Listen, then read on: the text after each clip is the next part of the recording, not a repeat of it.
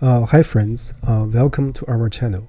So here we are going to look at today's daily challenge problem, maximum count of positive integer and negative integer. So in this video, our main purpose is to introduce to you the bisect module in Python. Let's first quickly look at the problem requirement. So basically we are given a sorted list, and then we want to find the larger of the counts of negative numbers and positive numbers. Notice that the tricky point here is there might be some zeros, right?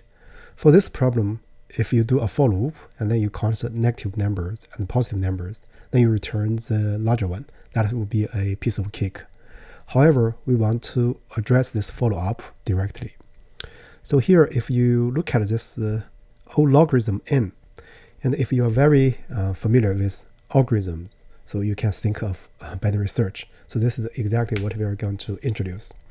So here, the bisect module in Python, actually it has one pair of, in particular, one pair of functions. One is bisect left.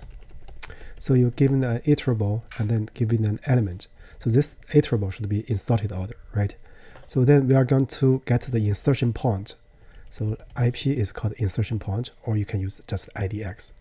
So this means that for all elements, for all index less than IP, strictly less than IP. So for all, then A of I is strictly less than X. So this is the one. Another thing is another one is bisect right A of X. So this IP is for all I less than IP. So we have AI X is less than or equal to X, right? So you can actually look at the documentation here. So this is the explanation of bisect left, and here is the bisect right. But if you do right and you get an insertion point, and then from the insertion point onwards, you are going to get elements strictly larger than the current element. In other words, up to but before the insertion point, all the element will be less than or equal to the insertion element. So that's actually the same. So now let's look at the problem statement, the problem coding here. So first we can get the length of this nums. So here I changed this to be 8 just for convenience. So getting the length of a list in Python is actually O1 operation, because the length actually is a attribute in the storage of a list internally. So then we can get the number of negative numbers, right? So this n negative, so it's nothing but bisect left, right? You pass A to 8 and you pass 0, right? Because less than this index is corresponding to element that is strictly less than 0. That's negative numbers, right? In other words, the element is negative numbers is from 0 to n negative minus 1. So in total is exactly n negative negative numbers. So this is the one. And then how can we get the positive ones, right? So actually we can do this. So we can do n non-negative. We can use bisect right. Still we pass A and 0. So notice that this index is from 0 to any element less than this one up to n non-negative minus 1 is less than or equal to 0, right? Then actually afterwards it will be positive ones. But for those elements, there are exactly n non-negative negative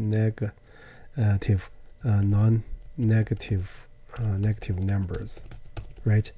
Then use the full number as full element minus this number, you will get the positive elements. So let me write one more line, right? N positive, it will be n minus this n non-neg. Actually, you don't need to introduce this variable, but for the teaching purpose, I will introduce this variable here. So now what you do, you just return the max of the number of negative elements and the number of positive elements, right? So now let me first check it.